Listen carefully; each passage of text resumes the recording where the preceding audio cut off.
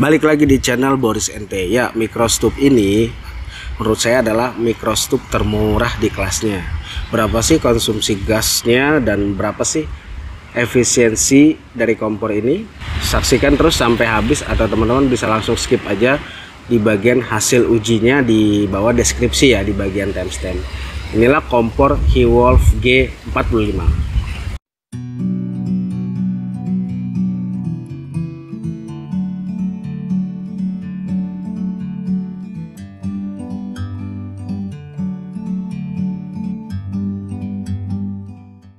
Dalam paket penjualan sih cuman ada Pons sama kompor ini, nggak ada yang lain lagi.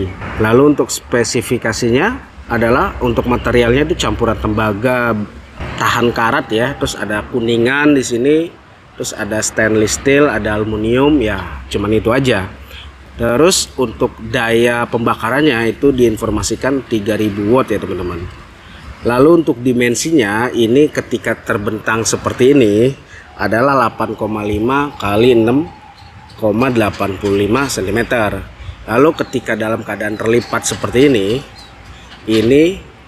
hanya berapa nih? Bentar, saya lipat dulu ya. Nah kayak gini, ini 3,3 kali 5,2 cm. Lalu untuk beratnya ini lumayan ringan banget ya, hanya 45 gram. Firemaple FMS 300T dan BRS 3000T ya teman-teman. Jadi untuk bentuknya fisiknya tuh mirip banget sih. Jadi teman-teman bisa lihat hasil uji dan review dari kompor FMS 300T dan BRS 3000T di bawah link deskripsi ya. Udah saya cantumkan di situ. Nah, jadi ini kompor ini mirip banget dengan kedua kompor itu ya teman-teman. Jadi untuk desainnya saya rasa kita lewatin aja ya. Kita langsung masuk ke informasi proses pengujian ya. Untuk proses pengujian kompor ini saya mencoba merebus air sebanyak 800 ml dengan menggunakan kettle stainless steel dan panci aluminium. Nanti di situ ada juga menggunakan gas high cook dan gas canister ya. Nah, gas canister di sini isi ulang dan gas high cooknya itu baru dari pabrikan. Ada 4 skenario yang saya akan lakukan dalam menguji kompor Hewolf G45 ini. Skenario yang pertama ialah menggunakan panci aluminium dengan menggunakan tabung gas canister. Untuk skenario yang kedua tetap menggunakan panci aluminium tapi menggunakan tabung gas high cook. Nah, untuk skenario yang ketiga itu menggunakan kettle stainless steel dengan menggunakan tabung canister. Terus yang keempat itu ialah menggunakan kettle stainless steel dengan tabung gas high cook. Untuk alat-alat yang digunakan ialah yang pertama termometer celup ya teman-teman. Terus yang kedua itu timbangan digital. Terus yang ketiga tabung canister Optimus kapasitas 230 gram. Ini isi ulang dari gas high cook ya teman-teman. Terus gas high cooknya sendiri yang kapasitas 230 gram. Lalu ada adaptor kaki 3 untuk menggunakan gas high cooknya.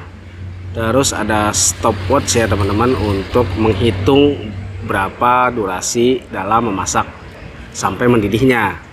Sebagai catatan ya teman-teman, bahwa hasil pengujian kali ini dan mungkin next pengujian yang saya akan lakukan tuh hasilnya nggak mutlak ya teman-teman. Nilainya bisa sangat berbeda tergantung situasi, kondisi, dan alat-alat yang digunakan. Tapi ya saya berharap ini bisa menjadi gambaran umum buat saya dan teman-teman untuk menilai berapa performance dari kompor yang sedang kita uji ini. Oke, kita masuk ke uji skenario yang pertama, yaitu menggunakan panci aluminium dengan tabung gas canister. Hasil yang didapatkan untuk merebus air sebanyak 800 ml air sampai mendidih itu memakan waktu selama 4 menit 48 detik di daya 2200 watt atau 2,2 kW. Efisiensi yang didapatkan itu sebesar 31,8%. Konsumsi gasnya selama merebus air selama 4 menit 48 detik itu sebanyak 12 gram. Jadi kalau dihitung konsumsi gas per jamnya itu ialah 160 gram per jam ya teman-teman. Lalu kita masuk ke uji skenario yang kedua, yaitu tetap menggunakan panci aluminium tetapi menggunakan tabung gas high cook.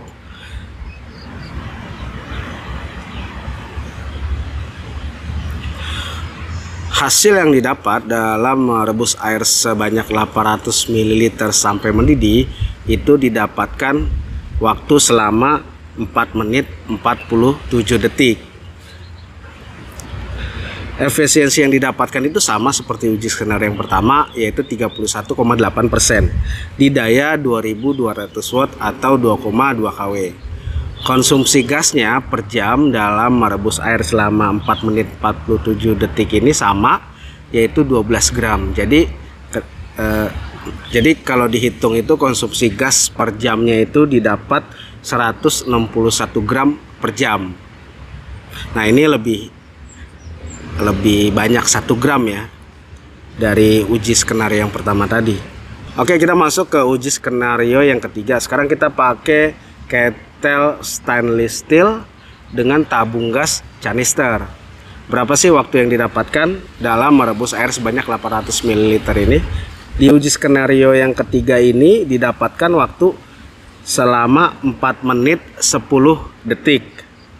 Efisiensi yang didapat adalah sebesar 31,8%. Jadi ini efisiensinya sama nih dari uji skenario 1 dan uji skenario yang kedua. Di daya 2400 watt atau 2,4 kW. Nah, terus konsumsi gasnya dalam merebus air selama 4 menit 10 detik tadi itu didapat sebanyak 12 gram. Terus kalau dihitung totalnya selama 1 jam itu bisa menghabiskan sebanyak 175 gram per jam ya teman-teman. Lalu untuk uji skenario yang keempat, kita tetap memakai kettle stainless steel, tapi kita rubah gasnya memakai tabung gas high cook ya. Oke, kita lanjut ke uji skenario yang keempat ya teman-teman. Sekarang pakai kettle stainless steel dan gasnya gas high cook ya. Untuk waktu didihnya itu selama 4 menit 4 detik ya. Terus di efisiensinya itu didapat 29,3% di daya 2600 watt atau 2,6 kW. Untuk konsumsi gasnya dalam merebus air sebanyak 800 ml, konsumsi gasnya itu sebanyak 13 gram. Terus jika dihitung-hitung konsumsi gas per jamnya itu bisa mencapai 193,4 gram per jam. Ini lumayan boros juga nih ya, 193,4 gram per jam. Oke teman-teman, kita lihat ringkasan hasil grafik perbandingan aja ya dari semua hasil uji di skenario-skenarionya. Yang pertama itu waktu didih ya. Yang tercepat itu menggunakan kettle stainless steel dengan gas high cook ya, yaitu 4 menit 4 detik. Dan yang terlama itu menggunakan panci aluminium dengan tabung gas canister, yaitu 4 menit 48 detik. Yang kedua, perbandingan efisiensinya di ketiga uji skenario 1, 2, dan 3 sama sih, yaitu 31,8%.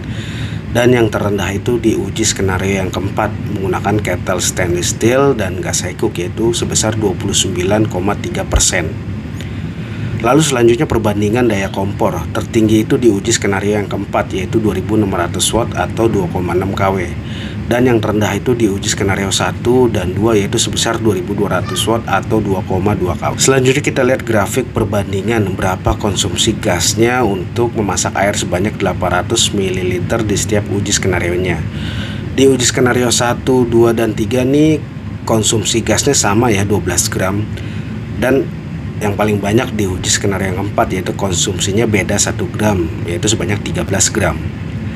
Selanjutnya kita lihat konsumsi gasnya dalam waktu 1 jam itu yang menggunakan kettle stainless steel pakai gas high cook itu sebanyak 193 gram per jam.